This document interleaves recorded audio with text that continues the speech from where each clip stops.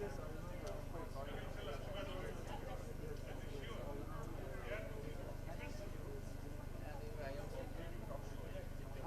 1 hour. Yes. He was bombarding me with questions. So are you leaving? I think I have to leave. Some meetings are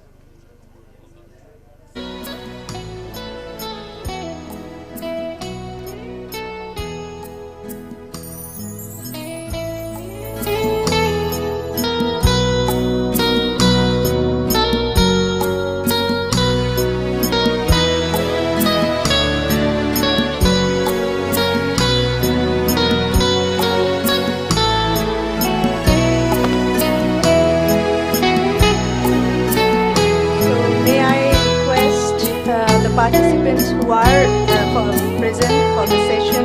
I see Dr. Khandokar Ghulam Muazzem. So please, your seat is here. So I think we can start. Yeah, okay. So good afternoon. Welcome to the last session for today. I think there is, so yeah, this is the last session, and this is about a discussion on LDC graduation opportunities and challenges for commerce and trade.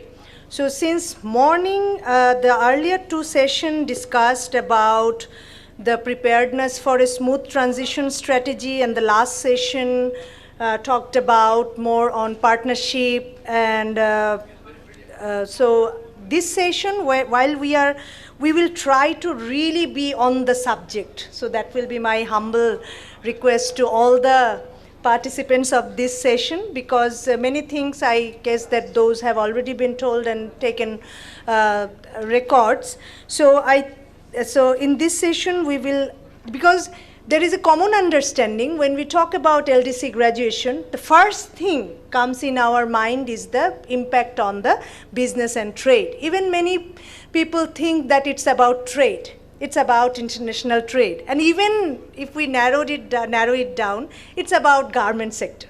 So many people think that it's, and maybe garments and pharmaceuticals, not beyond that. So I think it's not that, we understand. So I will not talk much, but what I'm trying to say that in this session, we will try to concentrate on the impact of trade and business, but mostly in line with not only garments, but also other sectors. And we let us be a bit forward-looking, and let us bring some message for the committee that is currently working in the PM office for a smooth transition strategy. So from my side, I have a professional personal goal, because from UNDP side, we are working very closely with the government to support in terms of a smooth transition strategy. So I think this is a chance also to get good inputs directly from many of you whom I may not get a chance to meet personally. So I think it's because I'm in that committee that is working on this. So I think it will be very helpful for me also to learn from you. So with those notes, we will start this session. And in this session, we have guest of honor, Mr. Joshimuddin, President FBCCI, who is on the way and who will be here soon. But we already have Mr. Mohesh Mishra, who is Head of Prosperity and Economic Growth Team, Foreign Commonwealth and Development Office, FCDO, British High Commission. So, but the discussion of today's discussion, I would like to start with Mr. Abdullah Al Mintu, who is, I think if we go with the history of business and development in our country, the name that is the integral part of this whole business history, I would say, of Bangladesh. So this name is I will say that like a bright name in that sector is Mr. Abdul Al Mintu, former President FBCCI. While you can give your opinion in whatever way that fits with this today's topic, but I would especially like you to talk a few things on how LDC graduation is going to impact the small and medium entrepreneurs, and what kind of preparation can we take to bring them along with this journey. Sir, the floor is yours, but you have like 7 to 8 minutes to give your comments. Thank you.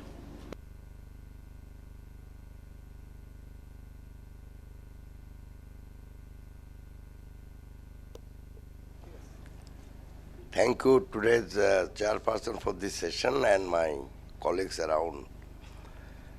I was not so sure what would be the real topic I'm supposed to speak to, but let me say like this. First of all, I am not quite 100% sure that big difference between the LDC and then graduation from LDC to the middle income states. It certainly doesn't have any much definition anywhere, other than that World Bank and probably other multilateral banks, for their own reason, make a distinction, like up to maybe $1,055 if the per capita income, then you are LDC. And if you go beyond that, up to $5,000 or $4,050, you are kind of middle income states. So we are talking about we had been LDC for too long, and from that we are going to graduate to now a middle income states. Now obviously, per capita income doesn't really represent, in my view, the real the Jiban Man of the human being in a country. It must be, when you talk about per capita income and talk about graduating LDC to middle income state, certainly simultaneously the quality of life of the human being or the people has to also increase. Now, that is tied up with a lot of other issues in the society. It is not only, I think, how much GDP is every year. GDP is a number.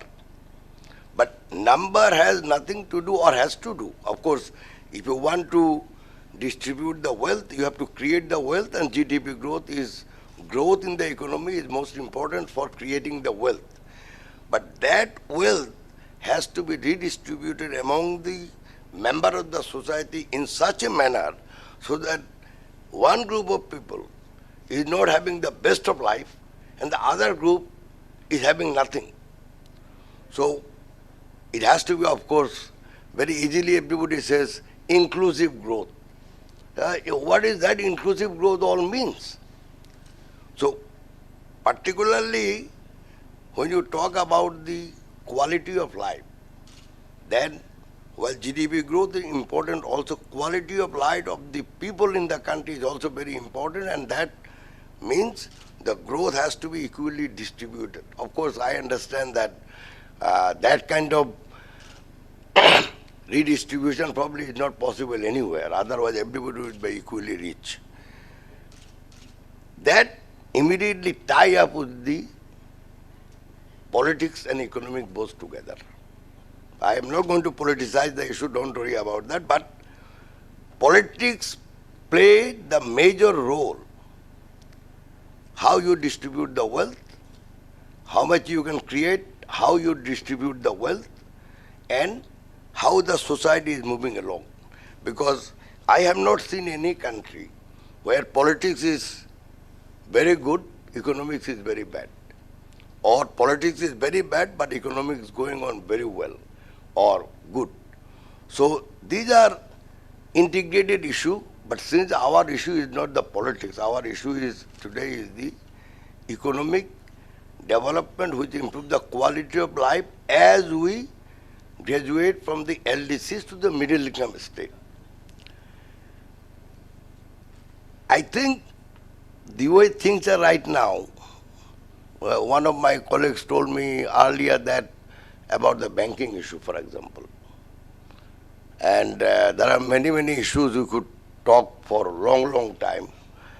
But if I have to say honestly, I think that in the way things are going on right now, our bureaucracy is not moving along the line we would like to make them move to graduate us from the LDCs to the middle income states.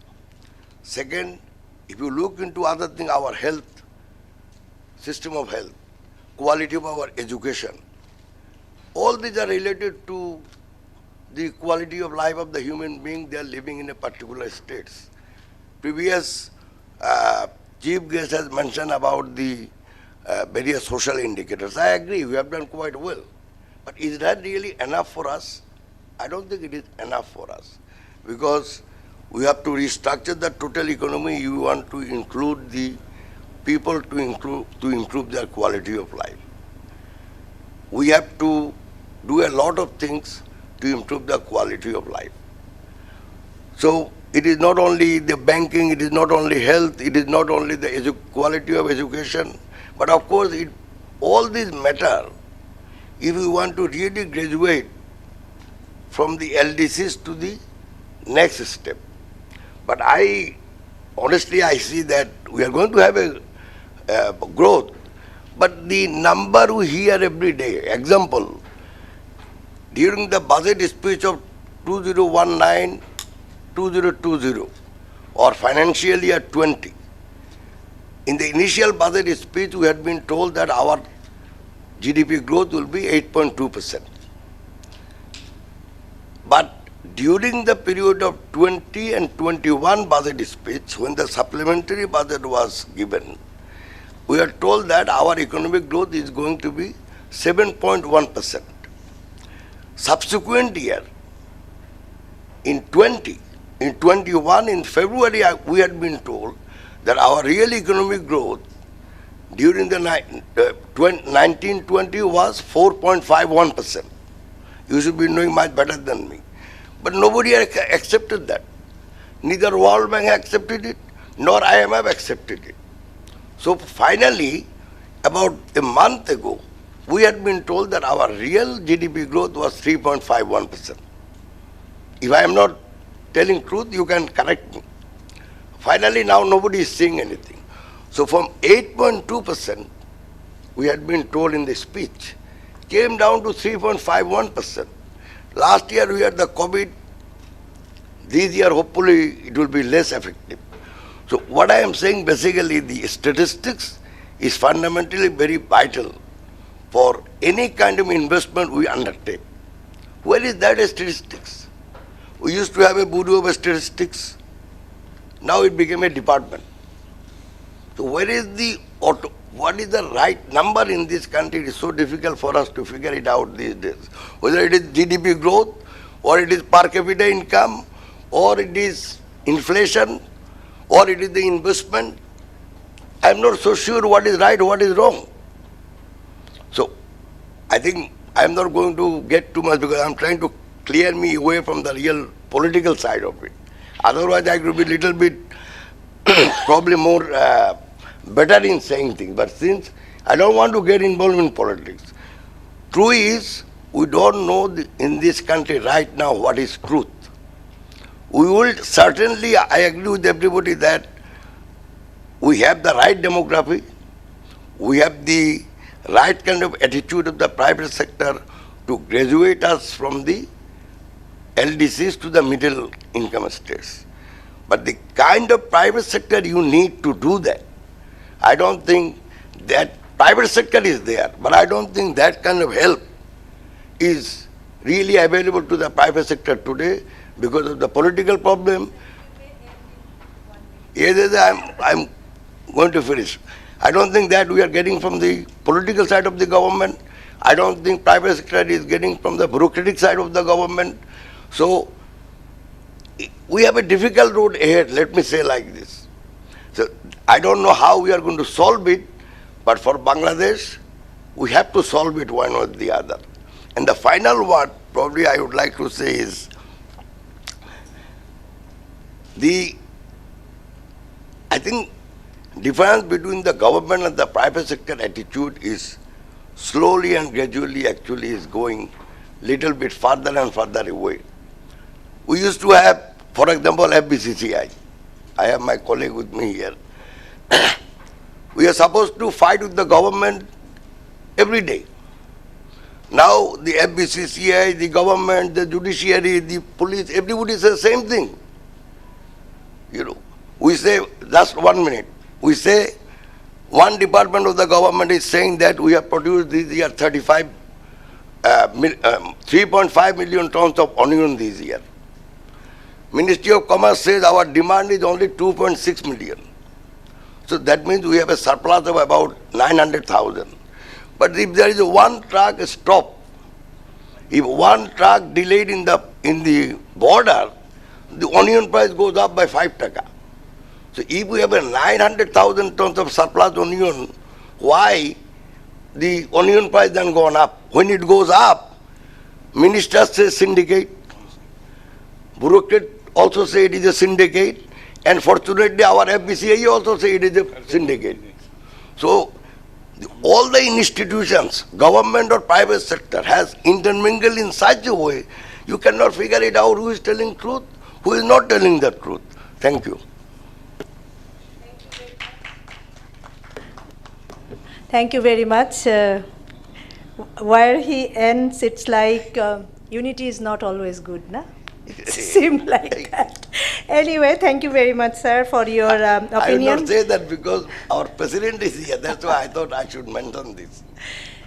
Thank you very much. But before I go to the next speaker, just one explanation or one clarification which may be given in the morning. When we talk about LDC graduation, this is an UN issue, United Nations. They have certain criteria for countries, and it's not that from LDC actually, sir, we go to middle income countries and World Bank criteria. With LDC graduation, actually it means we just go out of a list of countries, those are considered to be LDC. Actually all countries are developing country, but some of the developing countries were listed as LDC because of their vulnerability. And when we graduate, actually there is per capita income, there is human capital progression, and there is also vulnerability assessment. So we all know that in those all three categories, actually Bangladesh has already proven its capacity. So now I would like to invite Mr. Yuji Ando, Country Representative, Japan External Trade Organization, JETRO in Bangladesh. Sir, particularly to you, I would like to know, especially in the post-LDC world, how do you see the investment prospect of Bangladesh? Thank you. Thank you very much. This is Yuji Ando, country representative of JETRO. প্রথমে একটু আমি বাংলায় বলি। আমার নাম Yuji Ando, আমার ডাক নাম হচ্ছে আনন্দ। আমি প্রধান প্রতিনিধি যেহেতু ঢাকা থেকে। প্রথমে সকলকে ধন্যবাদ জানাতে চাচ্ছি আজকে এত সুন্দর অনুষ্ঠানে আমন্ত্রণ করার জন্য এবং কথা বলার সুযোগ দেওয়ার জন্য অনেক ধন্যবাদ। So Dr. Nazni, thank you very much for your great the inquiry. Actually, before mentioning your question, let me mention about the post the ADC trade opportunity between two countries, especially between Japan and Bangladesh. I think ADC graduation is a great opportunity for Bangladesh. You know, now Bangladesh is enjoying the GSP to Japan, and but after the graduation, Bangladesh cannot enjoy the GSP facility and free market access to Japan. But before the graduating, I think FTA, free trade agreement, is one of the great choice for two countries. And once the FTA is signed, of course, I'm sure the trade, the volume between two countries will be increased, and if the trade, the relationship will increase, the investment may come to this country, because the way of thinking for investors is the first step is to export the products from their own country to Bangladesh, and the market is large enough. They will consider investing in Bangladesh. So I think that trading is the first step for investment, and FTA is a great option to expand the export from Japan to Bangladesh. So I'm sure that especially for Japanese companies, everyone is looking for signing the FTA with Bangladesh. And as moderator rightly mentioned, now Bangladesh, the major item is the RMG product, but as JETRO, we are also supporting the Bangladesh government to diversify the export items from Bangladesh to Japan. So FTA is signed. The diversification of the export item we also I believe the expanded. So I think this FTA will be a very good choice for future expansion of investment. So thank you very much. This is it from my side. Because you finished very early, I want to add one more question to you. Is like now government is giving lots of opportunities to foreign investors even in the economic zone. So what kind of interest do you see among the Japanese investor, because Japan is in the special consideration for in the economic zones, and in the post-LDC period it's very important for our competitiveness. What prospect do you see there? Thank you very much. Actually, under the current situation, the export-oriented industries are the major investment from Japan. But as you rightly mentioned, the economic zone in Alai Hazard is coming soon. And actually, the JETRO is the first window for Japanese companies when they consider investment. And actually, we are getting a lot of inquiries from Japanese companies, especially in the field of domestic market. Like the fast-moving consumer goods, FMCG, and two-wheelers and four-wheelers, to approach to this huge domestic market. So I believe that sooner or later, many of Japanese companies who want to approach to this domestic market will be coming, especially to the Alai Hazard economic zone. But actually, we are also having some challenges for investment. I think that as the previous panelist mentioned, there the issue of the ease of doing business and investment climate. So we are always requesting the government to simplify and standardize the administrative procedures for the smooth investment for investors. So I think one of the approaches the online procedures, and the digitalization is a very great choice for the government. So we would like to expect the government to go for to the digitalization in the administrative procedures. Thank you. Thank you very much for your comments, and I think it's very important. We have been talking about ease of doing business, and you particularly mentioned about standardizing the whole process. I think that is also, while Mr. Abdullah Mintu also mentioned that it has to be the bureaucracy and the system has to go along with the expansion or growth of the private sector and demands of the private sector. Now, I would like to invite Mr. Abdul Haq, former Director FBCCI and President Barvida, and because I did not get the answer of small and medium entrepreneurs from Mr. Abdullah Mintu, so that question also remains to you, that how because the challenge is, it's not only like for the large exporters, it's also for the small enterprises. So what challenges do you see for the small enterprises from this graduation, and what can we do for them? But you can comment on other things too. Again, 7 to 8 minutes, sir.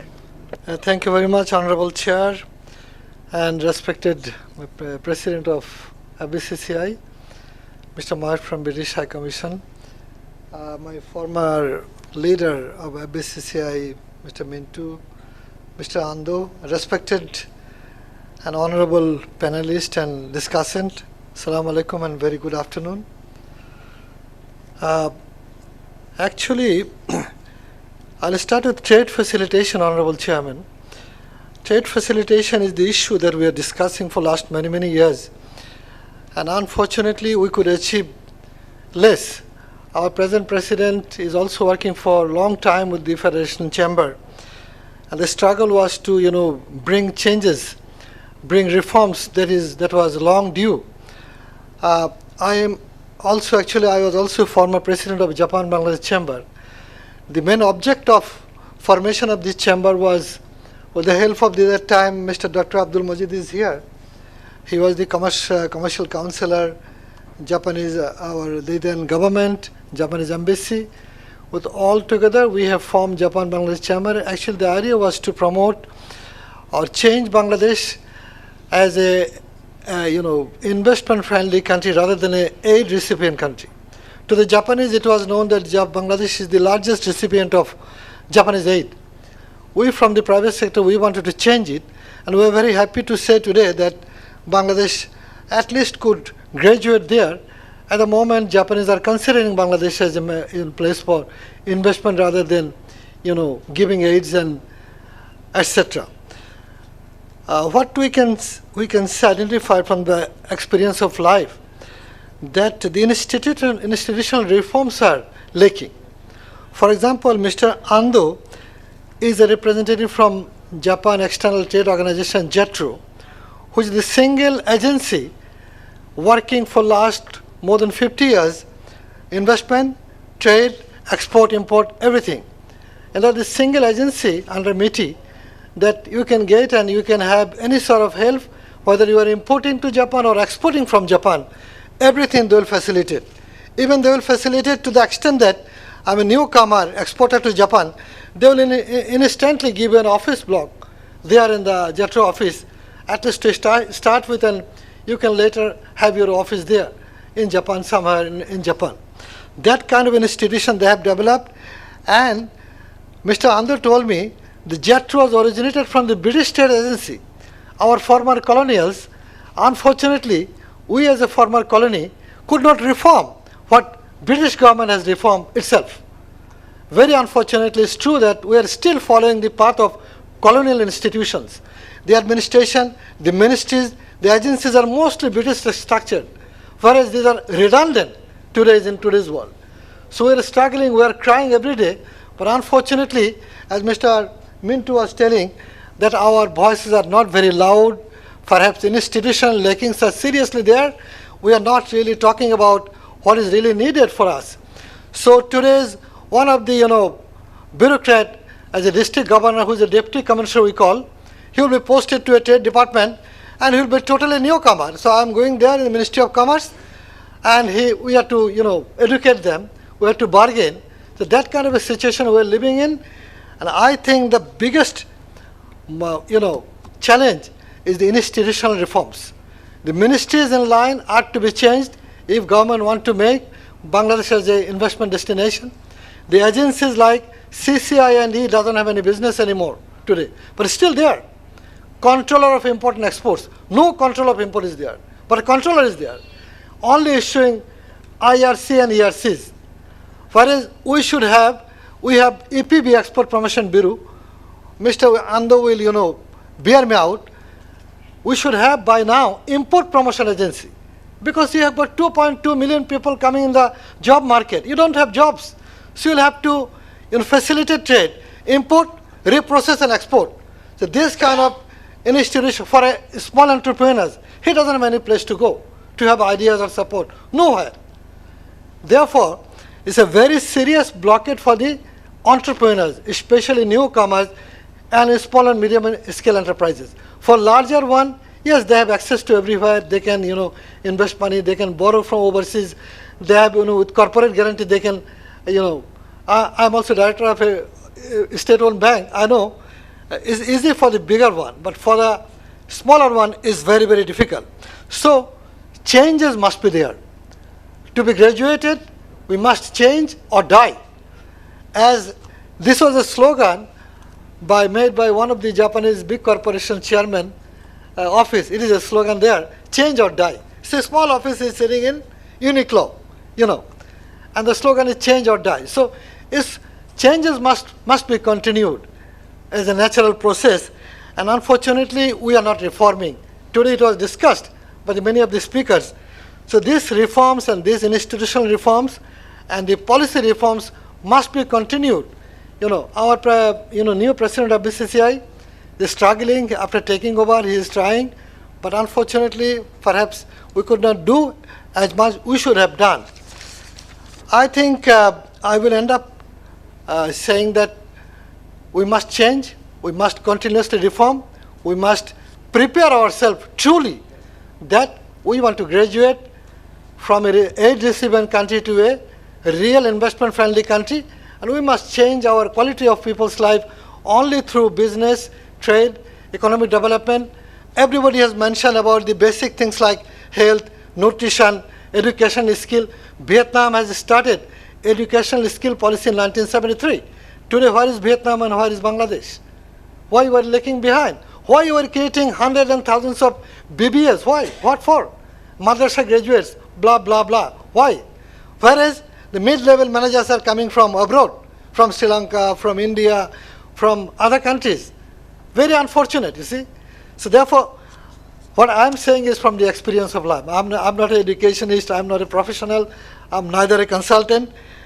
So all other things being discussed, I think as a humble businessman, that if you give chances for the entrepreneurs for Bangladesh, they will make a big deal of changes. You see, from scratch today Bangladesh garments is second in the world, and businessmen like Mr. Jassim, Mr. Abdullah Al Mintu, all of as a single generation. After liberation we have grown. Therefore the philosophy must be from the government. There must be a philosophical drive that must be settled by the government. That cannot be asked from the market. So market will determine that whether it is an investable country or not. So market doesn't know religion. Market doesn't know autocracy, democracy, or democracy, or anycracy. They only know whether there is rule of law is there, whether there is social infrastructure is there, skilled and educated people are there, whether market is there. I think all with this I'll conclude my small submission. Thank you very much. Thank you very much, Mr. Abdul Haq. I think so far the discussion drives us in terms of the necessity of institutional reforms. Now the issue of skill development or capacity development has been added. I think both are very much necessary to face the challenges of graduation. Now, as I was saying in the beginning, that when we talk about LDC graduation, the first thing people talk about is the impact on export. And especially when we talk about that, we think of the ready-made garment industry. So though I said that yes, it's beyond RMG, but it's true that RMG is going to face lots of challenges, and because it's the most important export sector of Bangladesh, we would like to know now from Mr. Abdullah Hil Rakib, Director BGMEA, that we more or less know about the challenges RMG is going to face, the GSP, the European market, and also the Japanese and other markets. But my special question or inquiry to you, that how you are actually taking preparation to face those challenges, especially in terms of if we want to have a smooth transition strategy at the moment, what from the BGMES side or from the garment sector side you feel that should be there in that strategy that can give you breathing space when we graduate? Thank you. Thank you, Naznapa. Thank you, everybody, for joining, and thank you all. Thank you, Mr. Zilur Bhai, to give me the opportunity to speak on this platform. Well, RMG being a key player to grow this country until this level, definitely we take the pride to say that we still want to keep the same ratio contribution going forward. We do not want to see that because of the LDC graduation, when GSP plus is not even availed, we will lose the competitiveness. To do that, of course, the BGMA perspective wise, we are having, we started kind of like research programs to understand how we can face those challenges. We still have challenges on establishing us as a proper branding Bangladesh in terms of accepting us, our product, because there are countries where when the labels are being exposed, people say we do not want made in Bangladesh written on our labels. So we are talking about value-added product, we are talking about working with better brands, but when better brands, say upmarket super brands are coming, they also want to, they still hesitate to say that we produce in Bangladesh. It is not properly branded enough about us, about the resilient growth we have established, about our progress on green manufacturing, about our progress on sustainable initiatives, right? So we started showcasing us in different platforms. Like last 1 month, we was in different countries. We was in COP26. We have participated in at least 6 dialogue sessions, and we actually showcased our growth, our strength. Say, talk about almost 500 plus green factories now in Bangladesh. Yes, a lot of countries didn't do that, so our resilient entrepreneurs could establish them, and being responsible for the SDG goal, they could establish that a lot of factories actually came out of those lower level understanding. And of course, being responsible to reduce, reuse and recycle, we try to get all the medium level and even on the smaller scale factories, we are trying to have awareness program and training program so that mid-level management also understand how they can handle the wastage, and efficiency wise they can be more competitive. So we have challenges on our say the challenges of facing the industry for industry 4 adaptation, challenges of having digitization, because traceability is a major issue going forward. So of course the mid-level entrepreneurs do not have that financial strength sometimes, so we are trying to also have dialogue with the government that how we can also support our small and medium entrepreneurs to have an awareness session and financial support so that they can also get their consistency on digitization, because going forward the brands are asking for complete traceability, right? In terms of recycling products also, traceability is a must. So we are talking about being more close to GSP plus, so that by the time we have that our cushion times, our honorable commerce ministers has submitted, humbly requested the European Union Parliament members and also our ambassadors to work closely with them. September 2022 the resolution came in to have the eligibility of GSP plus.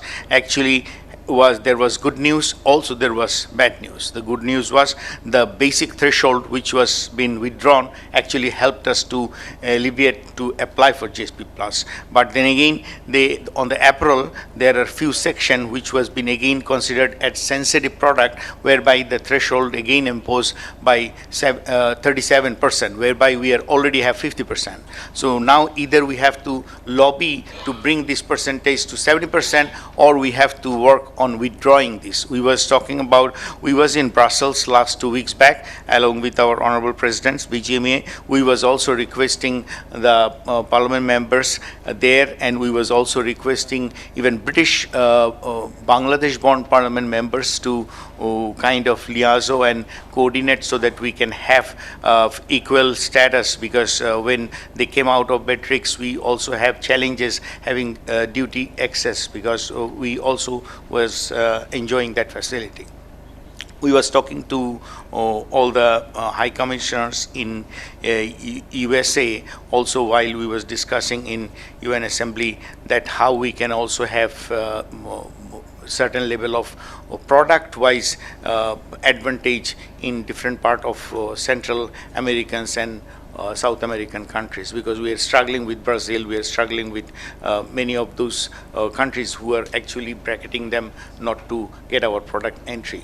FTA, one of the panelists mentioned about FTA. We are also engaging trade diplomacy to have FTAs into different countries. We are having initiative with, say, Middle East is a open market, and Korea and Asian markets are also growing in terms of purchase capacity. So we are trying to also get entry to those countries to balance the business, so that when GSP Plus is a challenge, we can still distribute our business and open new market for our growth. Yeah. Thank you very much for bringing very important question about the new GSP Plus conditions. And yeah, again, it seemed like positive, and then all the conditions there, it seems like not too much to be complacent about. Now at this moment, I think, I mean, another sector that I mentioned, that when we talk, we say about talk about graduation, we talk about garments, and then especially from the perspective of intellectual property rights, we talk about our pharmaceutical sector. Now, SM Shafiuzzaman, Secretary General, Bangladesh Association of Pharmaceutical Industries, I will seek your comments. But before that, I have, when I talk to leaders in the pharmaceutical sector, owners and others, some of them appear to be not very worried. They say, we are fine, there will not be much impact on the pharmaceutical sector. Why? They say that many of the, I don't know whether I'm talking right or not, what I've heard from them is like, they say that because many of the patents of our medicine, those were already taken. So, you know, that it's not going to, the diseases, they're not going to change very much in next 10 years or 20 years. So we have patent for those medicines. So we don't have to worry about it now. So my question is, should we worry about the pharmaceutical sector in the post-graduation world, or we don't have much to worry about? What I know I will not tell, but I want to hear from you. Thank you very much. I'm very happy to join here today. On my right, Mr. President Jasimuddin, he was my colleague, still he is my colleague, because I am director under him. And on my left, Mr. Abdul Almantu, he is our business leader. He is also my boss. He was president with me. So, problem with pharmaceutical, nobody understand. Everybody, I will not say nobody, everybody doesn't know about what is pharmaceutical. This is the problem. Now is very popular word, graduation. Wherever we go, everybody is asking about pharmaceutical. What about your graduation? After 2026, what will be happen pharmaceutical industry? But for your information, and today one of my colleagues came and he was talking about pharmaceutical. He could not tell true, because he is newly, Nabala Pharmaceutical he has taken 2-3 months before, and he is not that very well equipped about the pharmaceutical industry.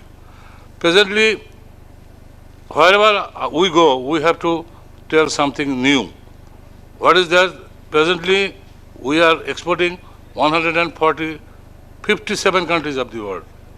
And if you see local our growth is double digit and export is more than double digit.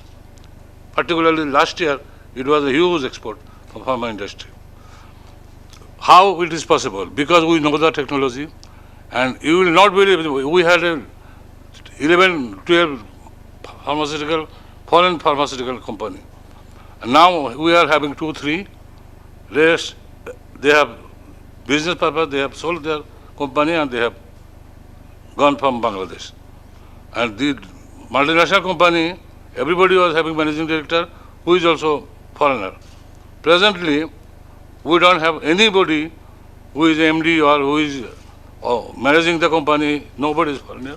All are Bangladeshi scientists. And in the factory, we are also having lot of educated pharmacists, pharmaceutical scientists. And that's why the corona period, when USA give a registration on medicine, after just 3-4 days, our Dhaka authority has given that emergency registration. And huge, we have export huge, and Mexico pharmaceutical even, all over the country free. All hospital he has given free. So this is also something very good. We wanted to tell that new product which were come as on today, almost we have taken all the product. If we can make once here, we don't have to give it to back. So it is our right, we can take, we can export, we can produce, and we can have everything. But after that we believe that if we have a time up to 2032 December. So I believe WTO will continue, and if they continue up to 2033 or 32, then I think we don't have any problem, and we can produce all types of, we have a technology, and new molecule, if there is a come, we have a substitute medicine, and I know when it will come. But pharmaceutical, I can give you the guarantee, the pharmaceutical will fight, and pharmaceutical, this is the first time government has given 10% export incentive. And we are very happy, and everybody, those who are exporting, they are getting dollar back. They are also very happy to get the money. And wherever we go, you know better than us, if we go to anywhere of the world, you will see we are fighting with India and China. China is more advantageous position because China is making API and formulation. India is also some importing from China API, and they are also making formulation also. Wherever we go, we are fighting, and finally our strength is quality. If you talk about quality, we can give you the guarantee. Lot of countries, they do not want to buy from India. Somebody does not want to buy from even China, but they are very happy with Bangladeshi pharmaceutical product. We have a very good name all over the world. We believe that with this good name, we can fight with them and we can exist, and pharmaceutical will remain always strong. Thank you very much. I will give you to the, so we are not worried in general. So I'm very happy to know that. So I will not give my opinion, but Rakib Bhai wants to intervene because there is time. He took 5, so you can get 1 minute. I just want to add to reply the question.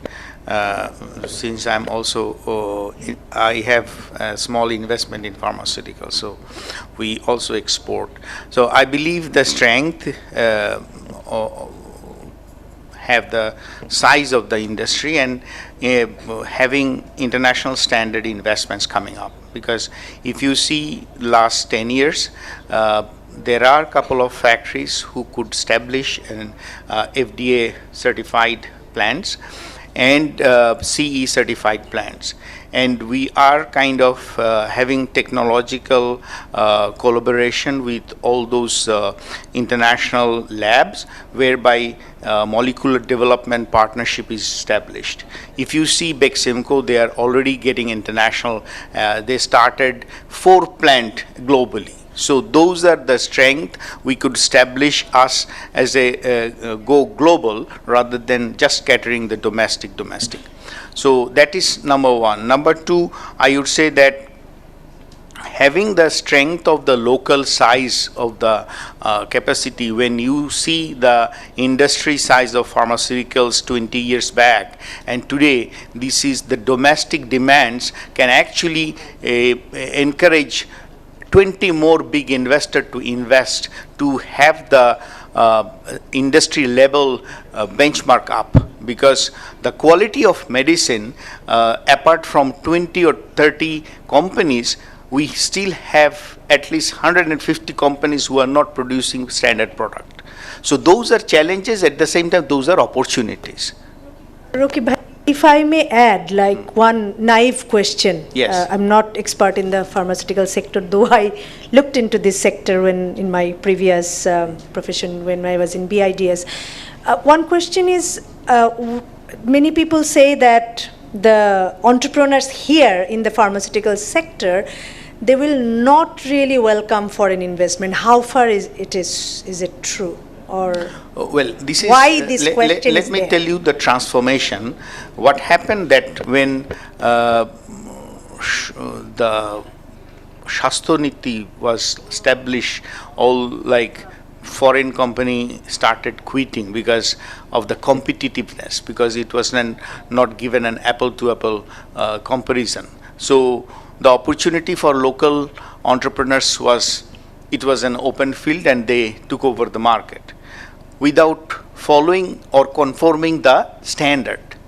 Now they started growing with standard because of the need of the local domestic market. People started demanding good product. People started buying foreign product. So then local manufacturer, they started feeling we have to go have that benchmark hit. Now having that benchmark hit, they are going global. So now they are actually ready to fight with the global brands. So we will see after 32, all those international or multinational companies will come and have joint venture with these local companies.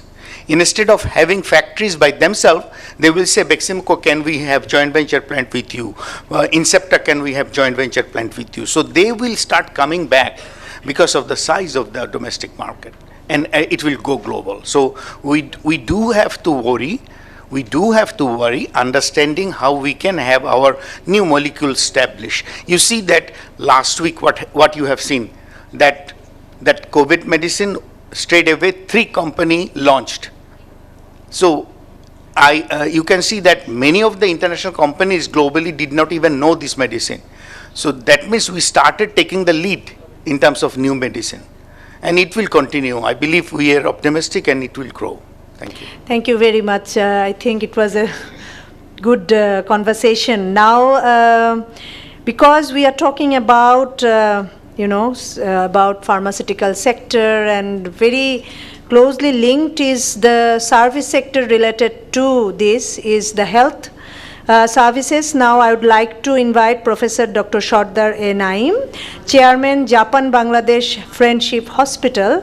I would like to request you if you could shed light on in the post-LDC period, as also Roki Bhai was mentioning, that people are very conscious about quality medicine. People are also very conscious about quality healthcare.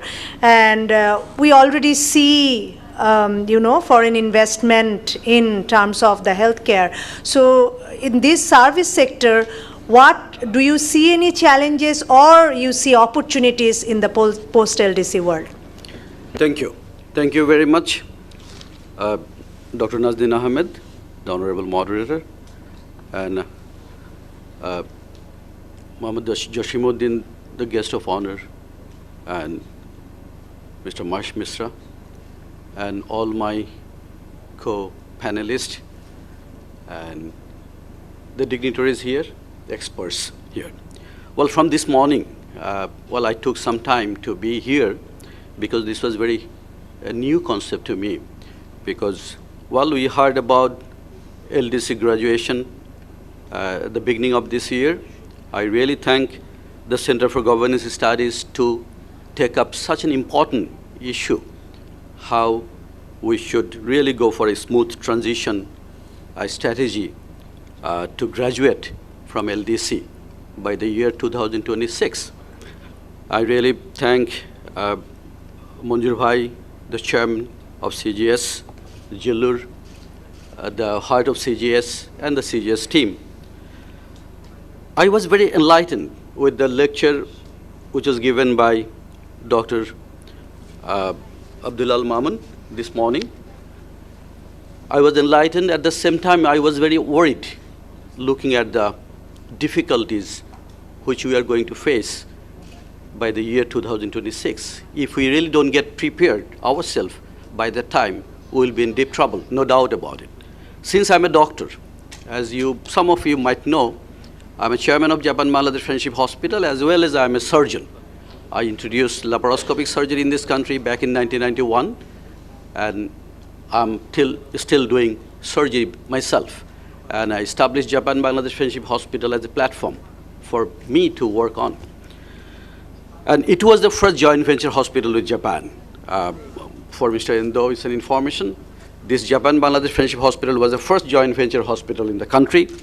And now I'm doing, as Dr. Junaid, my partner, he told before you that we are also going for a comprehensive geriatric care home, retirement home, with Japanese collaboration. Okay, let me talk about health. As you all know, health is a central tenet in SDG 3, and which is formulated by UN, and it says, ensure healthy lives and promote well-being for all at all ages by 2030. 2030. Okay, by the time we will really be graduating from LDC. My concern is from Dr. Mamun's lecture this morning, I saw some test cases, the real test cases of LDC graduation. If we look the test cases of 7 countries, the Bangladesh only as in terms of population, probably more than 200 times more. So we can only talk about ensuring health services and everything for all by the year of 2030, but we'll have to look at the population bulk of this country, and which is a real challenge. Talking and targeting is one thing, and practically doing is another thing. Now, if I just give you some small data, everybody knows about health sector per capita expenditure in this country. Even in 2018, it was only $42 per capita expenditure in health. And by 2021, when the 5.14% of the total budget was allocated for health, and actually it is less than 1% of the total GDP. And the total healthcare expenditure is about 2.34 of the total GDP. But our budget is much lower than that. And again, unfortunately, to speak loudly, sometimes it's difficult for us. Unfortunately, this budget is mainly used in a very improper ways. We don't really get proper utilization of this budget. You know, if I now talk about the private health sector, because I'm a totally private health sector person and working in this sector for a long time. You know, the 60% of the total healthcare in this healthcare investment in this country is from private sector. And we are employing about 70,000 doctors, 1/3 of which are nurses. It should be the other way around. Unfortunately, it's not that. And 1/5 of the paramedics or ancillary health workers, which should be again other way around. But, and at the same time, where in the whole country we're having only 130,000 hospital beds for a country of 16 crore or 17 crore population, and the private sector is having 100,000 beds. It's almost more than 70%. Now, I should very clearly say that, well, other than exports for the pharmaceuticals. Shafiul Jaman and Mr. Rakib is here, and they talked about pharmaceuticals, but pharmaceuticals is a very important stakeholder of this health sector. If they can give us cheaper medicine, we can give better service with cheaper cost.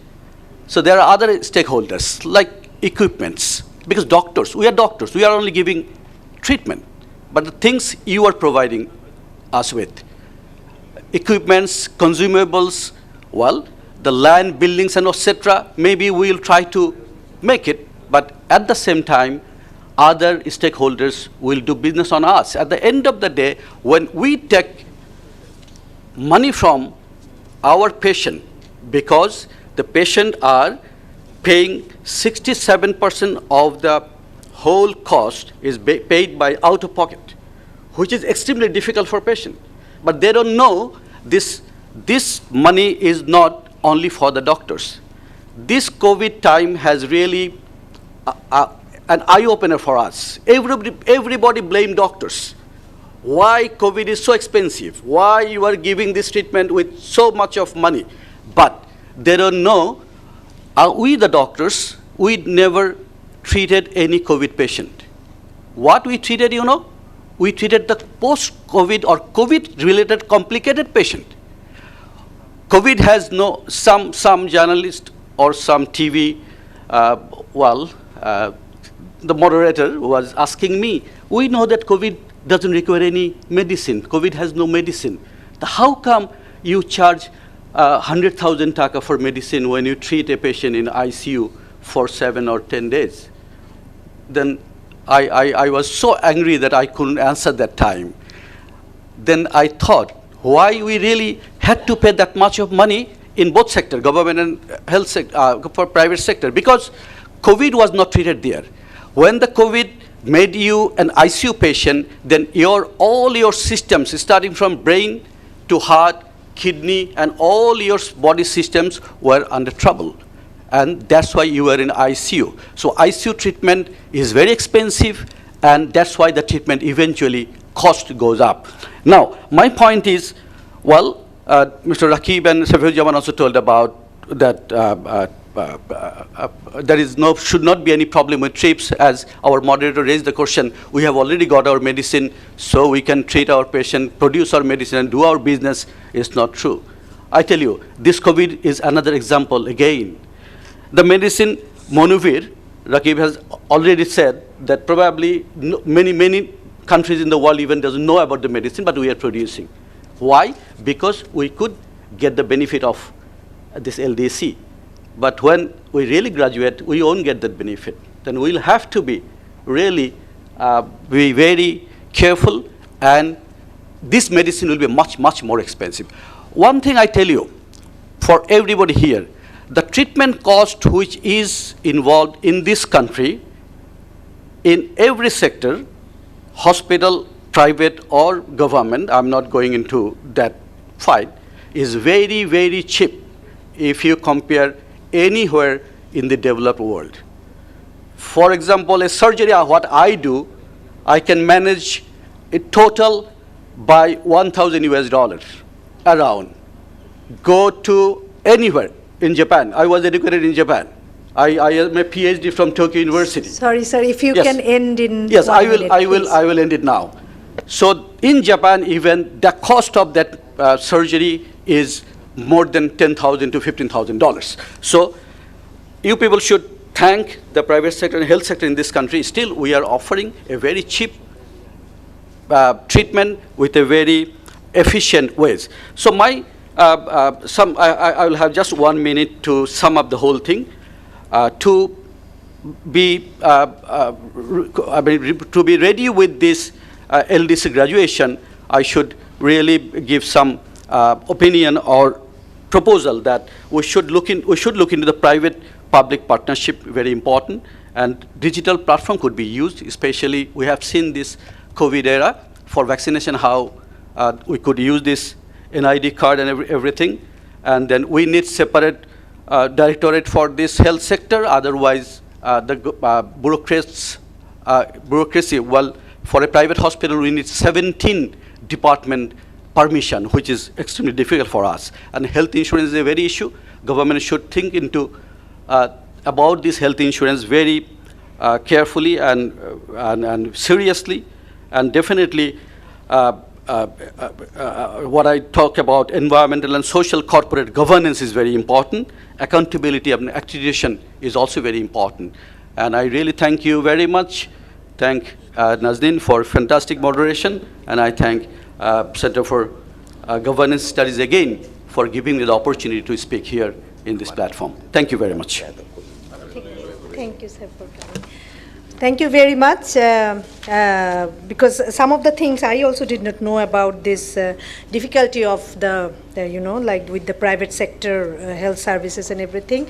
So I think it's an important eye-opening site for us. Now I would like to move to Dr. Khondokar Gholam Moazzem, Research Director, Center for Policy Dialogue. Moazzem bhai, if I can recall, when in 2018, when UNCDP first declared our capacity for graduation the first time, at that time around CPD did some estimation about the possible loss from trade loss in terms of market access and everything, and it went on, and also there is a book from CPD on the smooth and sustainable graduation, and I see you as an author, and I see there Sarah Sabine, who is sitting there, and she's working with me in, with us in UNDP. She was also at that time in CPD and an author. Why I'm giving this background, that from this long, CPD had an eye on the graduation process and everything, and now it's like certain that 2026 we are graduating, and we know that it's not only the UN is a platform where we do our negotiation and everything, but there are other platforms like WTO. And also, according to WTO rules, we get lots of consideration as an LDC.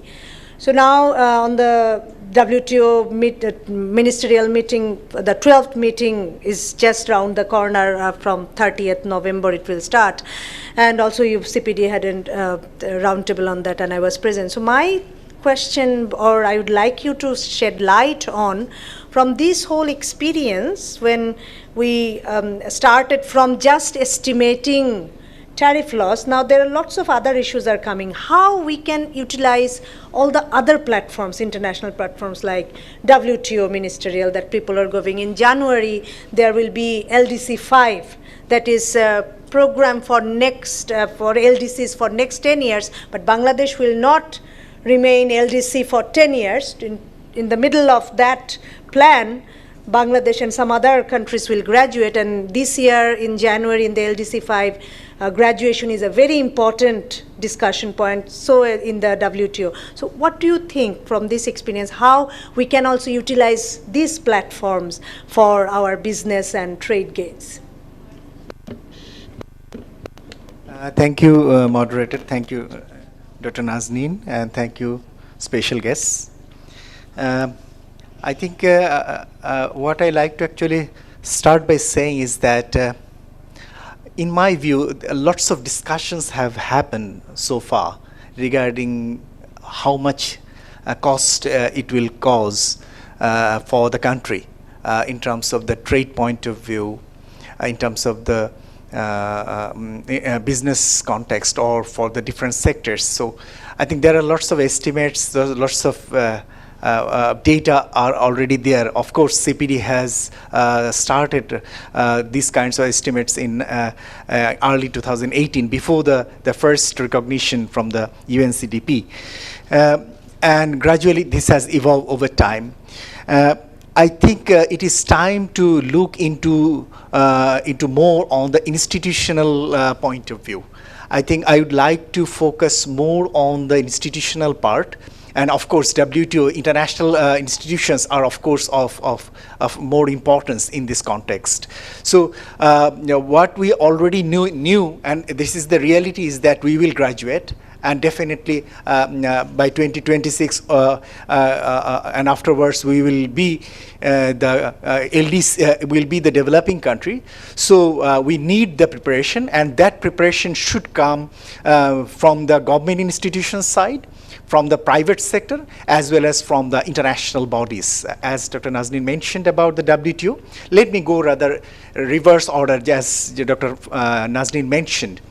I think in the WTO platform, we have now in a dilemma that in which hat we will use this time while we go for MC12, Ministerial Conference 12 will be held in Geneva, whether we will use our LDC card or whether we will use the graduating LDC card in the discussion.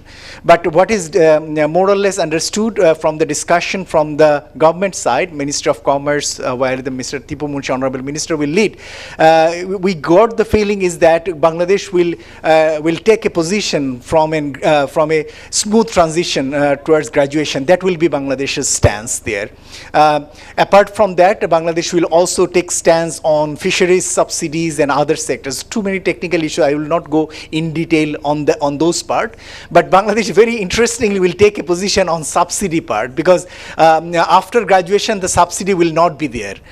So Bangladesh need to take position that how the fisheries subsidy discussion will happen in the WTO by the developing country, and what it would be the possible future implication for Bangladesh will definitely be an interesting one.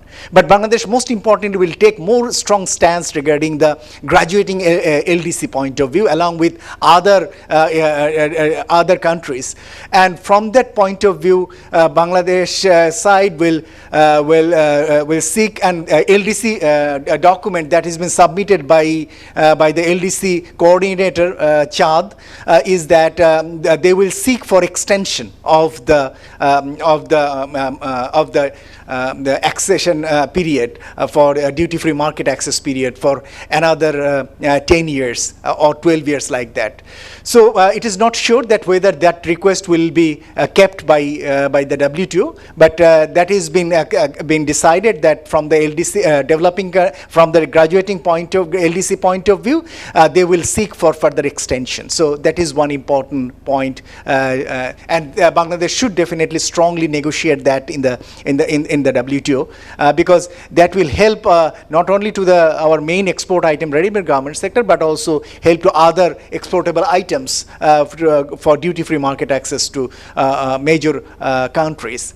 But at the same time, it is also true, and as just Mr. Rakib mentioned, that European Union GSP, the revised document for the next GSP document, what is being actually prepared, is not very favorable one for the major export items like ready-made garment sector. But I think definitely we will negotiate from that point of view, that how much we could make it more favorable in our part. But most importantly, I think it is time to take position that Bangladesh should actually take a position that it should go more from this preference-based market competitiveness towards more on efficiency-based market competitiveness. I think you should take that stance. We are not, we do not seek these kinds of nitty-gritty supports for a longer period of time, and we will just keep our competitiveness based on that. We don't need that, because our export sector is competitive, particularly the garment sector is competitive, and that's why they are actually doing, without any support, they are doing very good in US market, because US has stopped providing duty-free market access in 2005, and we don't have any much